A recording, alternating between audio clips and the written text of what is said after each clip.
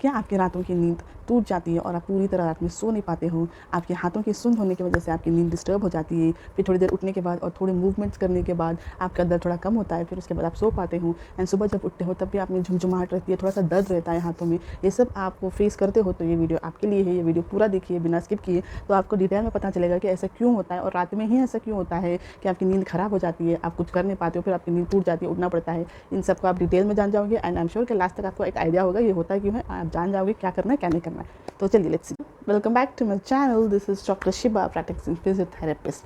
तो आपने स्टार्टिंग में देख लिया, अगर थोड़ा सा मैंने हिंट दे दिया, तो आज हम इस वीडियो में बात करने वाले हैं कार्पल टनल सिंड्रोम, या फिर इसको CTS भी कहा जाता है। अगर आम शब्द में बोले तो हाथ नम होना और हाथ में दर्द होता है इसमें, तो इसको हम कार्पल टनल सिंड्रोम कहते हैं। अब ये में क्या है ये मैं आपको बता देती हूँ। ये एक नर्व है जो यहाँ से पास होती है एंड इस उंगली और इस उंगली और इस उंगली और इसकी आधी उंगली को सप्लाई करती है, ये उसका काम होता है। तो यहाँ पे क्या होता है, ये पूरा इसका काम ठीक से अगर होता है तो आपको दर्द नहीं होता है। अगर उसकी काम में थोड़ी सी भी रुकावट आ जाती है तब जाके आपको दर्द महसूस होता है। एंड वो रुकावट कैसे होती है? वो रुकावट बहुत सारे कारणों की वजह से होती है। पेशेंट्स मेरे पास आते हैं, लोग बोलते हैं डॉक्टर जब हम सोते हैं तो तब उतना सुन नहीं रहता है, जब हम सो जाते हैं 2-3 घंटे के बाद हमें इस उंगलियों में सुंद महसूस होता है और सुंद महसूस होने की वजह से दर्द होता है। फिर हम हाथों से थोड़ा मूवमेंट यूं करने से थोड़ा बेटर फील हो जाता है, तब हम सो जाते हैं। मगर ये 1 या 2 दिन से नहीं हो रहा, ये बहुत दिन से हो रहा है, तो हमें इसका परमानेंट इलाज चाहिए। जब पेशेंट्स ऐसा बोलते हैं ना, तो पेशेंट्स को अभी उस हिसाब से हो गया कंप्लेंट्स। अब इसका कारण क्या है ये भी तो आपको जानना है। तो इसका कारण पहला तो है, अगर नॉर्मल कंप्रेशन हो रहा है आपके नर्व में तो वो आके प्रेगनेंसी ले लो। अगर प्रेगनेंसी में हो रहा है तो ओवरऑल आपको 16 kgs नॉर्मली इंक्रीज़ करती है एक प्रेग्नेंट वूमेन जब वो प्रेग्नेंट रहती है, और पूरा टर्म होने तक 16 kg उनका इंक्रीज़ होता है। तो वहाँ पे अगर कहीं से भी फ्लूइड या पानी कहीं पे भी जमने लगता है, उसकी वजह से रगें दबने लगती है। तो ये हो गया प्रेग्नेंट रिलेटेड। तो मुझे आप पूछोगे ये प्रेग्नेंट का बता दिया आपने, हम जैसे नॉर्मल लोगों का क्या है? तो नॉर्मल लोगों में अगर आपके बॉडी में कोलेस्ट्रॉल ज़्यादा है और थोड़ा मोटापा ज़्यादा है, तब भी हो सकता है कि आपकी रग दब रही है। दूसरा कारण हो सकता है, अगर कभी चलो मान लिया कभी फ्रैक्चर हुआ था आपको इस जगह पे, फ्रैक्चर होने की वजह से थोड़े से जो भी बोन्स, जो अगर जहाँ पे ना छोटे छोटे बोन्स होते हैं, तो अगर ये बोन्स का फ्रैक्चर भी हो गया है तो चांसेस होता है कि आपकी नर्व को कंप्रेस करता रहे। तो इमीडिएटली कोई भी ट्रॉमा होने के बाद एक एक्सरे निकाल लो तो मच बेटर है। अगर कुछ नहीं है तो चलो कोई बात नहीं, अगर कुछ है तो उसका इमीडिएटली इलाज करना पड़ता है। एंड दूसरा होता है जो मेन एंड बहुत इम्पॉर्टेंट होता है, वो है आपका ऑक्यूपेशन।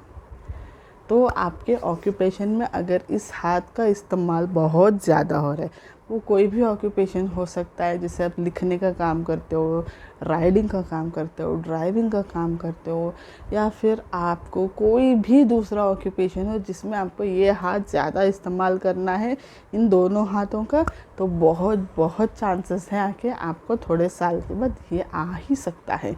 एंड मान लो जब अगर हम इंसिडेंस का रेट देखें, अगर मेल फीमेल किस में ज़्यादा होता है, तो रिसर्च से ये कहा जाता है कि womens are more prone for CTS। And उसकी वजह ये है क्योंकि वुमेन्स होम मेकर्स जो भी है काम करते हैं, सारा इन 2 हाथों से पकाना, बच्चों को खिलाना, हर सारा काम उनका बहुत ज़्यादा ओवर यूज़ होता है। तो ये और ये दोनों बहुत कॉमन होते हैं हाउसवाइफ्स में। सो अगर यहाँ पे दर्द हो रहा है तो ठीक है, अगर उसका थोड़ा अभी शुरू हुआ है तो उसका हम कंजर्वेटिव बिना सर्जरी के भी ट्रीटमेंट के जा सकते हो। अगर बहुत ज़्यादा है तो आप फिजियोथेरेपी में जाओ, अगर उससे भी बहुत ज़्यादा है तो आपके बहुत सारे प्रोटोकॉल्स हैं जो आप करके आपका पेन कम कर सकते हो। एंड दूसरी बात बता दो, अगर आपका पेन इस वाली उंगली से आ रहा है तो वो CTS में नहीं जमा कर सकते, क्योंकि ये वाली उंगली का नर्व सप्लाई कुछ और होता है एंड इन उंगलियों का और इस साइड का कुछ और रहता है। एंड दूसरी बात, यहाँ पे हर किसी का एमिनेंस थोड़ा ज़्यादा रहता है। देखिए ये वाला जो है ये थोड़ा उठा हुआ रहता है, है ना। तो यहाँ पे अगर इस वाली जो रग है अगर ये वाली दब रही है तो ये वाला प्रोमिनेंस आएगा ही नहीं आपको। ये ऐसा लगता है कि मसल वेस्टिंग ज़्यादा हो रहा है क्योंकि आप ज़्यादा ओवर यूज़ कर रहे हो हाथ को। ये वाला जो है प्रोमिनेंस आएगा ही नहीं। आप भी बताएं कि बहुत सारे लोग घर में ही उसके इलाज करते रहते हैं। इसके लिए ना साइंस में एक छोटा सा टेस्ट बोला जाता है जिसका EMG नाम है। तो इससे क्या होता है, जैसे हम हार्ट के लिए कुछ प्रॉब्लम है तो ECG करते हैं, राइट।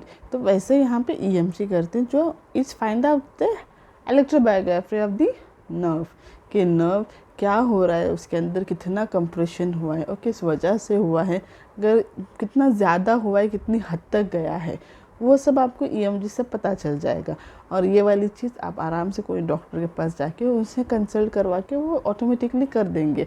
एंड दूसरी चीज़, आप जब इसकी ट्रीटमेंट के बारे में बात करते हो ना, तो ट्रीटमेंट आप लोग क्या करते हैं, पहले दर्द होता है तो चलो पेन किलर ले लिया, इतना पेन किलर पेन किलर से कितना टाइम आपको कम रहेगा, मैक्सिमम 8 आवर्स। उसके बाद आपको पेन वापस आ जाएगा तो फिर फ़ायदा ही क्या है। लेकिन कोई ऐसा ट्रीटमेंट लीजिए जिससे बहुत लॉन्ग तक पेन आपको आएगा नहीं, ठीक है। एंड इसका मैं बताती हूँ मेन एंड प्रॉपर ट्रीटमेंट होता है फिजियोथेरेपी। एंड इस वीडियो में मैं आपको उसके एक्सरसाइज नहीं बताऊंगी, नेक्स्ट वाली वीडियो में मैं आपको उससे एक्सरसाइज ठीक से बताऊंगी, पूरा एक्सप्लेन करके detailly. Please do watch the immediate next video of this, क्योंकि आपको अगर एक्सरसाइज जानना है तो ये पर्टिकुलर वीडियो आपको देखना पड़ेगा। तो फिजियोथेरेपी में भी आप इसका परमानेंट इलाज निकाल सकते हो। अगर आपको एक बार हो गया, चलो आप ट्रीटमेंट ले रहे हो, मेडिसिन ले रहे हो, एक्सरसाइज करते रहो। यहाँ पे कितने बार लोगों को ये कहा जाता है कि एक्सरसाइज इज़ ऐसी चीज़ है जो आपकी ज़िंदगी में और दिन जोड़ देती है। ये लाइन मैं दोबारा बोलती हूँ, फिजियोथेरेपी एक ऐसी चीज़ है जो आपकी ज़िंदगी को और थोड़े दिन एक्स्ट्रा कर देती है। क्योंकि लोग बोलते एक्सरसाइज में कम हो जाता है, आप करके तो देखिए, 1 या 2 दिन में किसी को फ़र्क नहीं मिलता है। अगर आप लॉन्ग टाइम कर रहे हो तो डेफिनेटली आपको इसके रिजल्ट्स दिखने को मिलते हैं। क्योंकि हर बार सर्जरी, मेडिसिन, इन सब से लोग थक जाते हैं। अगर आपकी लाइफस्टाइल अच्छी होनी चाहिए, you need to have a healthy wellbeing lifestyle, you should go to a physiotherapist definitely. अगर उसके बाद भी अगर आपके दिमाग में फिजियोथेरेपी नहीं आ रहा है, मेडिसिन ले लिया, डायरेक्टली गो टू सर्जरी। अगर बहुत लॉन्ग हो गया है ना, उससे पहले ना स्टेरॉइड्स इंजेक्शंस लगाते हैं, वो आपको डॉक्टर के हिसाब से लगा देंगे कि कितना लगाना है, कितना ज़्यादा नहीं लगाना है। वो आपको टेंशन लेने की ज़रूरत नहीं, मैं बस ट्रीटमेंट में बता रही हूँ। तो आपको स्टेरॉइड्स ले सकते हो, इंजेक्शंस, उससे भी आपको फ़र्क नहीं पड़ रहा है तो ना लास्ट इज़ द सर्जरी। तो आपको वो वाली जो बैंड यहाँ पे है उसको रिलीज़ करेंगे एंड उसका कंप्रेशन हटाएंगे, फिर वापस उसको जोड़ देंगे, then you will be fit and fine.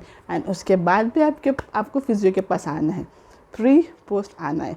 तो इससे अच्छा जब ऐसे सिम्टम्स आपको फील होते हैं, आप डायरेक्टली फिजियोथेरेपिस्ट के पास जाके कंसल्ट कर सकते हो। यहाँ पे ऐसा कोई नहीं है कि पहले आप ऑर्थो के पास जाओ, वहाँ से कंसल्ट लो, then you need to go to physiotherapist. ऐसे नहीं, आप डायरेक्टली फिजियोथेरेपिस्ट के पास जाके बता के ट्रीटमेंट ऑन स्पॉट शुरू कर सकते हो। सो अगर ये वीडियो आपको अच्छा लगा है, उससे थोड़ा सा भी बेनिफिट मिला है कि आपको ये होता क्यों है, इसका कारण क्या है, अगर थोड़ा सा समझ आता है तो प्लीज़ इस वीडियो को लाइक, शेयर और सब्सक्राइब ज़रूर कर दीजिए। एंड ऑल्सो इसके अगले वाले वीडियो में आपको एक्सरसाइज बताऊंगी जो इसका कंटिन्यू रहेगा। तो please do watch the video to get a proper exercise and get cure with the CTS। So thank you so much, take care.